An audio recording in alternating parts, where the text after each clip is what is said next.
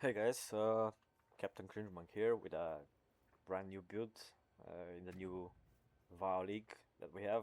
So basically, we're a full physical damage, super tanky, unkillable sorcerer using the new Ascendancy, Disciple of Varashta. However, we are not using any of the gens. Basically, we're using all the passive abilities that it gives us, which would be this one, for instance, 60% of your energy shield added to your armor. Whenever you have a lot of energy shield, that's quite a lot of armor. Um, Additionally, you have this, which is basically extra durability during and between fights, faster energy shield recharge delay, more energy shield recharge in general. You also get more energy shield in general here from here, and this is the most important part. You have 100% of the elemental damage taken from mana before life, which is quite interesting because it actually goes before energy shield as well, because energy shield only protects your life, it doesn't protect your mana. And whenever something hits you, it's aiming for the life, and that's what it's calculating for when it's saying taken before mana, because what it's aimed at life, but it's going through mana, which means whenever something hits us, things will usually, especially in the mapping phase, they will go half something damage and half elemental damage, right? They almost always have some modifiers which give them gain extra elemental damage or the opposite. So you're almost all of the times going to be using this to basically spread the damage across both of your pools, which allows you to run additional regen on both of them, and abilities that heal you both on mana and on life. And this will make you tanky on multiple occasions where things are hitting you, and you would usually die if you're just basically only health or only armor or stuff like that.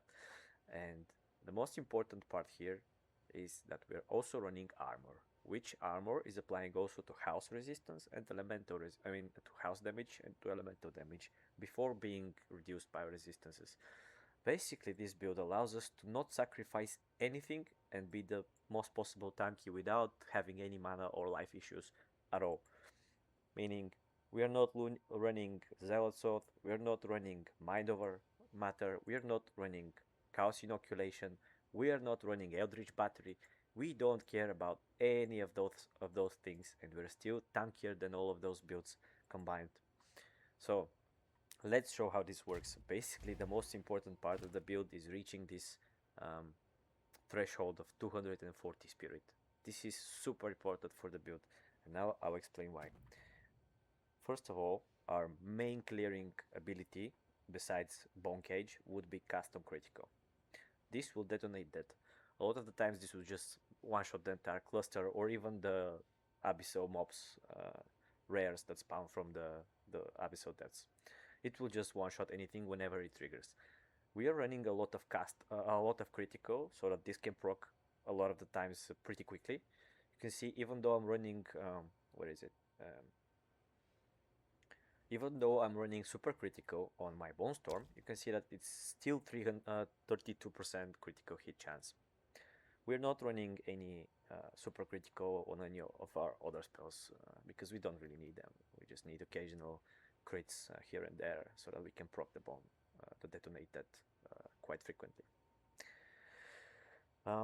Additionally, we are using Thrashing Vines as a plant ability from the new Druid tree to break armor and to stun, and to also apply Practical Magic, which will just boost our spell damage for 40% for 8 seconds whenever we have stun something with the Thrashing Vines.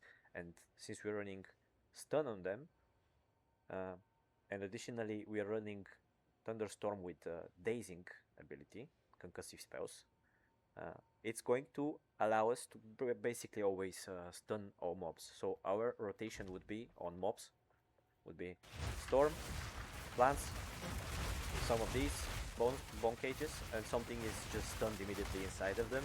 Corpse explosions happen and stuff like that. Now, about bossing, we have Bone Storm. About Bone Storm, we need Considered Casting, super critical as I showed, Brutality, Heft, and Burgeon. Burgeon is pretty nice because you almost always cast the full 4 seconds.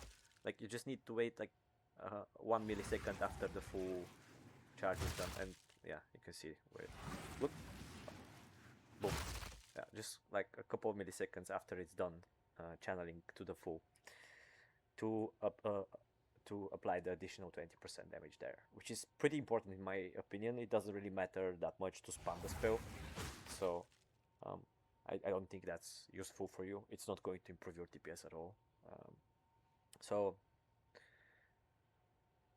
next on the line we have Tornado, which is, in my opinion, just a pretty solid skill to have if you have the skill slots for it.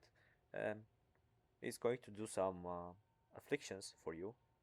It's going to expand, just do like 150k damage over its duration, which is pretty nice in my opinion for a single click.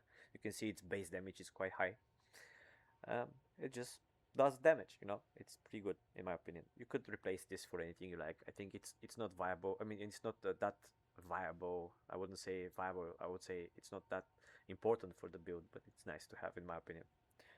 I could replace this if I had like 30 more spirit, maybe for blasphemy, and remove one of these. But yeah.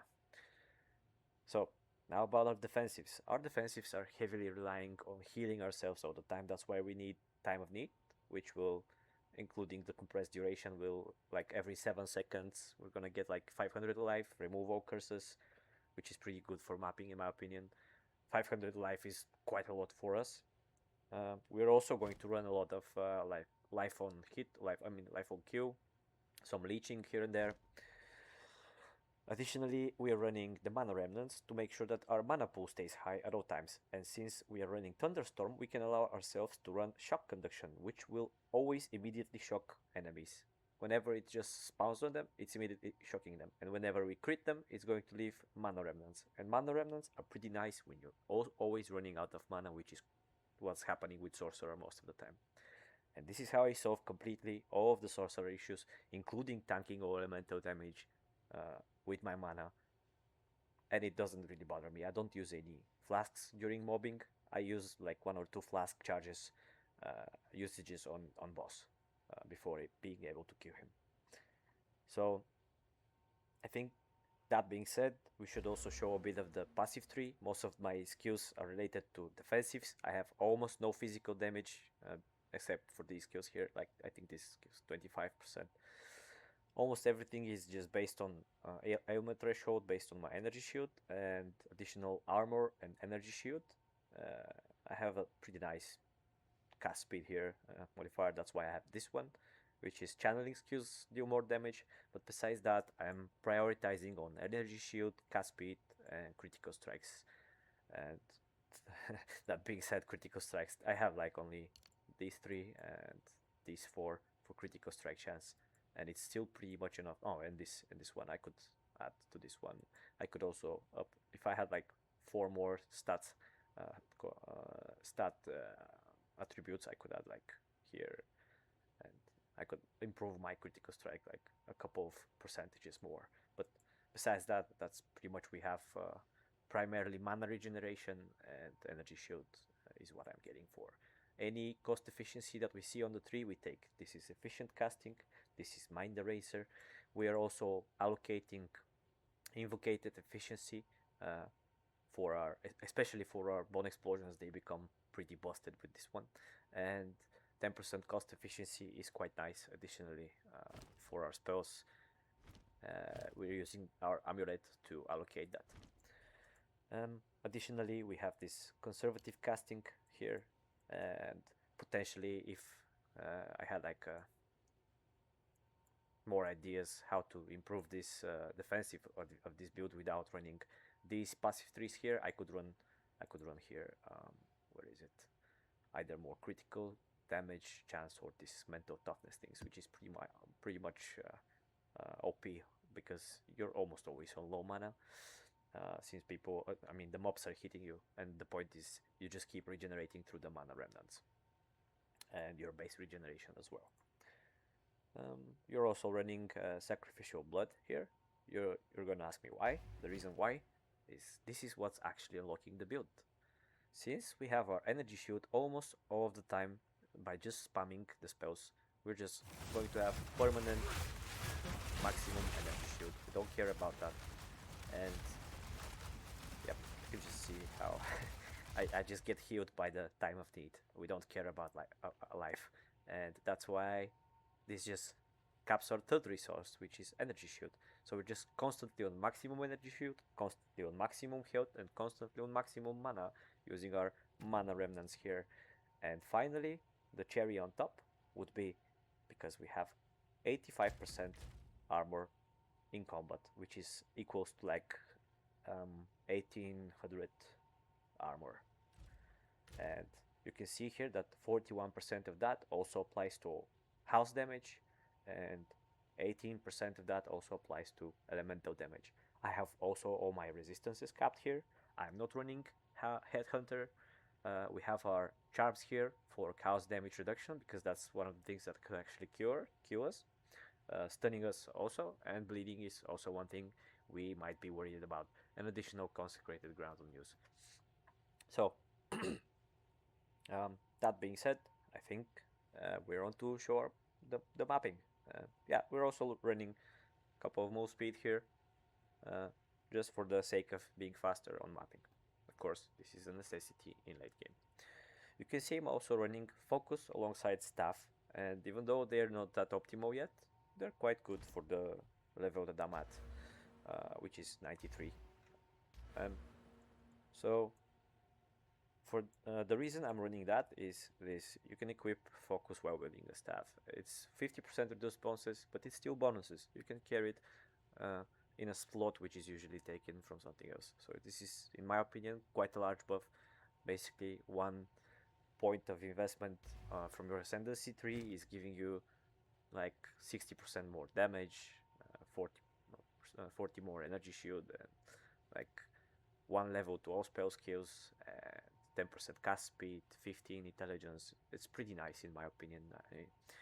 The only problem with this build is, since we're running a lot of warrior skills, we want our strength to be high as much as our intelligence, which means that we're pretty much capped at like level 30 of the spells, which is almost as high as you can get, but still, like, you can't go to the highest cap, just to the simple fact that you need to find some way to distribute actual stats and not just having all full attributes in your armor and weapons. So you can see I have 33 strength here.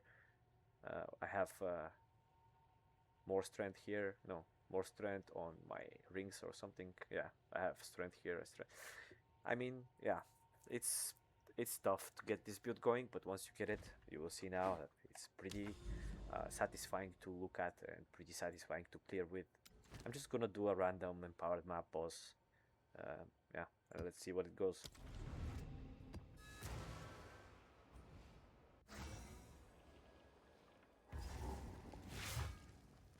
Okay.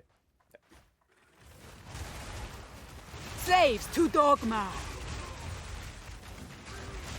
Need mana!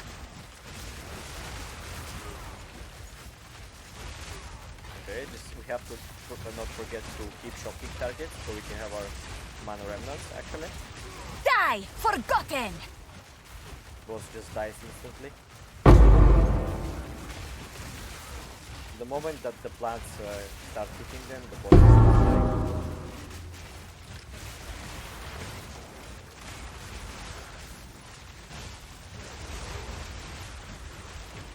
Look, my energy shield is not going away. I'm tanking everything and it's still like, I don't care. Okay, maybe I care a little bit, but still. Everything is dead. There is a poison underneath me, that's why.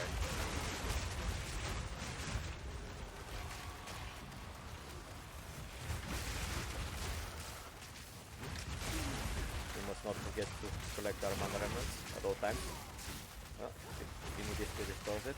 Now the tough mob is just exploding.